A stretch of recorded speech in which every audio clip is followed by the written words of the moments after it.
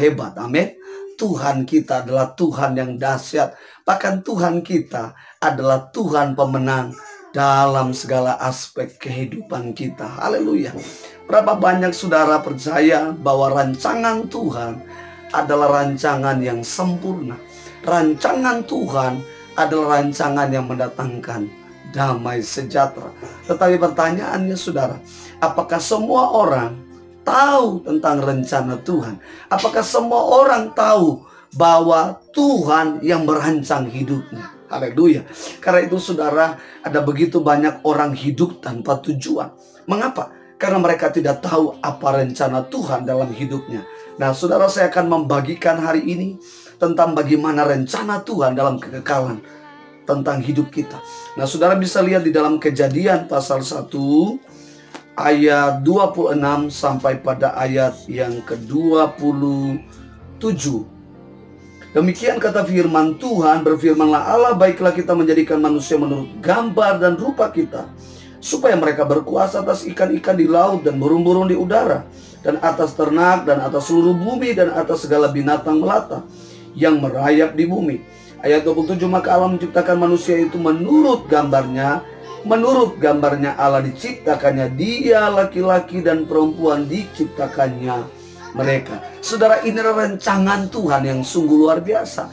Ini adalah rencana Tuhan yang sungguh dalam kekekalannya. Saudara, rancangan Tuhan adalah menciptakan kita menurut gambar dan rupa Allah. Nah saudaraku mungkin sudah bertanya, nah apa maksudnya gambar dan rupa Allah? Apa maksudnya, apa artinya kita diciptakan menurut gambar dan rupa Allah? Haleluya. Sebagian orang berkata bahwa oh kita diciptakan mirip seperti Allah. Apakah benar kita mirip seperti Allah? Ada orang yang berkata ya, karena itu kita juga harus gondrong seperti Tuhan Yesus adalah Allah. Haleluya. Saudara, jangan kita keliru dengan pengertian itu. Tetapi pengertian serupa dan segambar dengan Allah dalam rencana kekekalannya adalah Allah menciptakan kita serupa dan segambar dengan Dia. Artinya dalam 3 hal. Yang pertama adalah serupa dan segambar dalam hikmatnya, dan serupa segambar yang kedua adalah dalam karakternya, dan yang ketiga adalah serupa dan segambar dalam hal potensinya. Saudara, karena itu saudara perhatikan bahwa tujuan Allah menciptakan kita serupa dan segambar adalah supaya kita berkuasa. Ada otoritas Tuhan, ada kuasa Tuhan dalam hidup kita. Nah kuasa Tuhan itu mencakup 3 hal tadi, yaitu hikmat, karakter, dan potensinya. Saudara, sebelum Adam dan Hawa jatuh ke dalam dosa, mereka hanya tahu satu hal, yaitu kebaikan. Tetapi Kejadian 3 ayat 1 sampai pada ayat 9 dikatakan di sana, mereka tahu tentang yang baik dan yang jahat. Sejak jahat itu masuk, maka manusia itu Adam mulai berubah sistem kehidupannya. Dia tidak lagi hidup dalam sistem kerajaan Allah. Dia tidak lagi hidup dalam sistem kerajaan sorga. Dia tidak hidup lagi dalam sistem kebenaran, tetapi dia hidup dalam sistem kejahatan. Saudara-saudaraku yang dikasihi dan diberkati oleh Tuhan, rancangan Tuhan yang sempurna, rancangan Tuhan dalam kekekalan adalah menjadikan kita serupa dan segambar dengan Dia. Artinya saudaraku, Tuhan punya tujuan supaya hidup kita berkuasa, ada otoritas Tuhan. Supaya apa? Dikatakan bahwa supaya kita berkuasa atas bumi ini, bahkan segala ciptaan Tuhan. Saudara perhatikan baik, sebelum Adam jatuh ke dalam dosa, Adam yang memberikan semua hewan-hewan namanya.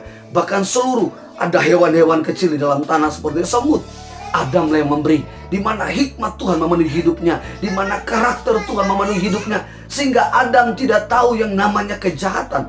Adam hanya tahu yang namanya kebaikan, dan itu adalah karakter Tuhan. Adam hidup dalam kasih Allah, yang dipenuhi dengan kasih Allah.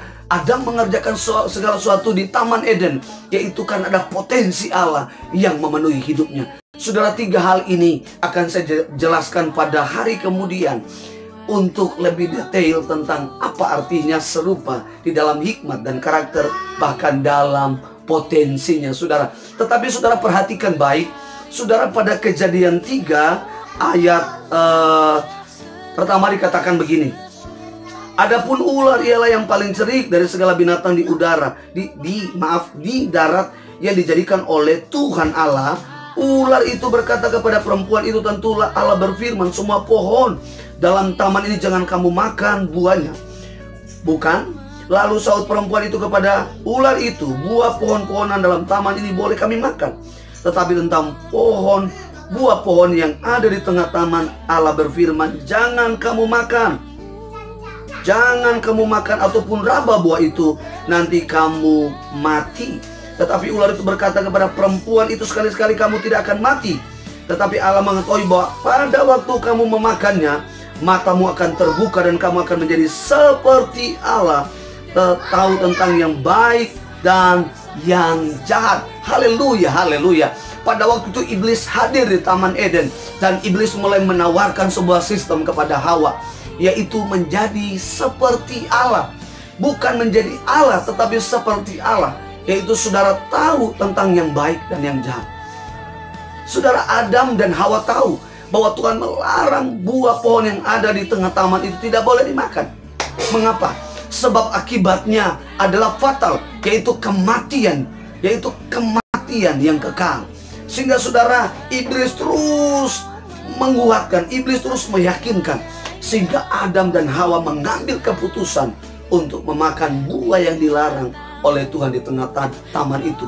Nah saudara, sehingga apa yang terjadi di sana?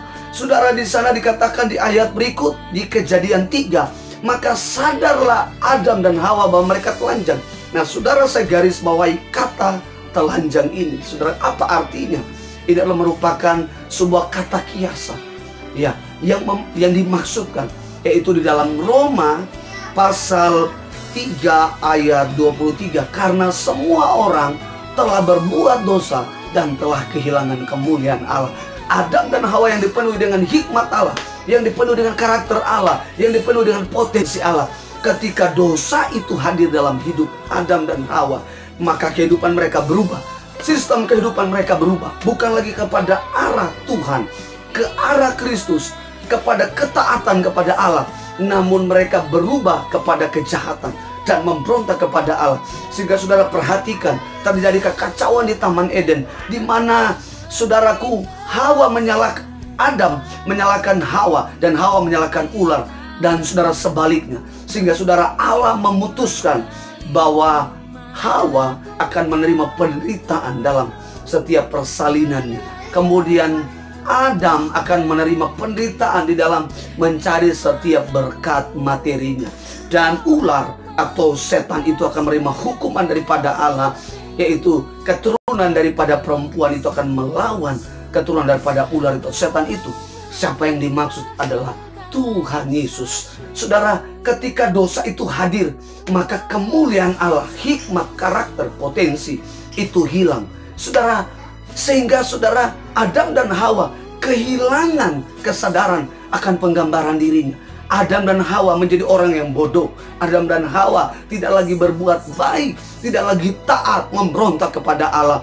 Bahkan Adam dan Hawa yang tadinya berkuasa atas segala ciptaan Tuhan di bumi ini, maka saudaraku, otoritas Tuhan mulai hilang dalam hidup. Pertanyaannya, apakah benar hikmat Tuhan hilang dalam kehidupan Adam dan Hawa? Pertanyaannya saudara, apakah benar kebaikan Tuhan hilang dalam kehidupan Adam dan Hawa? Apakah benar potensi Tuhan hilang dalam kehidupan Adam dan Hawa? Saudara, dengarkan baik-baik hari ini. Haleluya.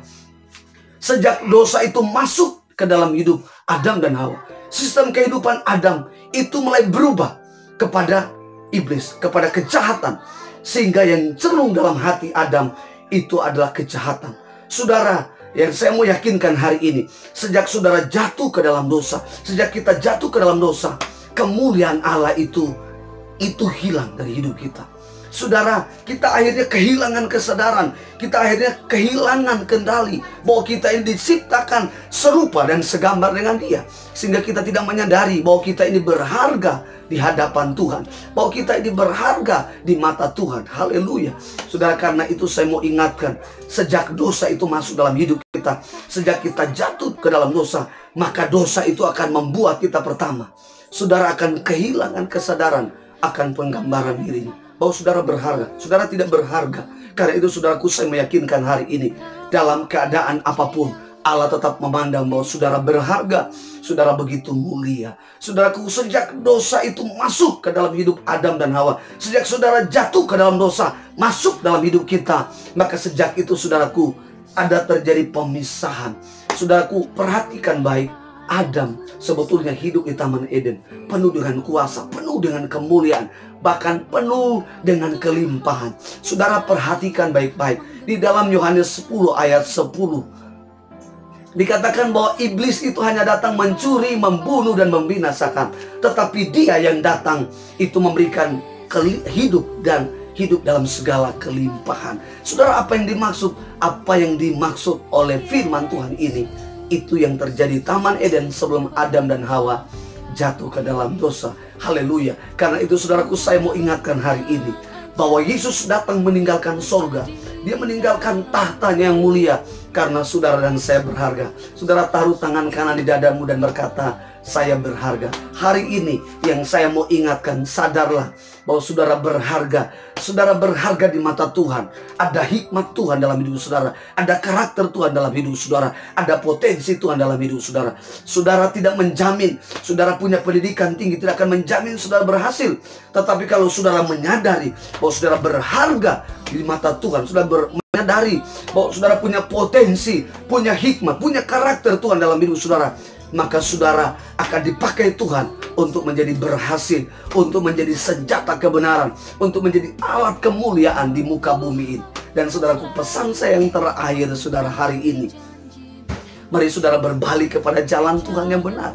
Dan saudara temukan rancangan Tuhan, temukan tujuan Tuhan dalam hidup saudara.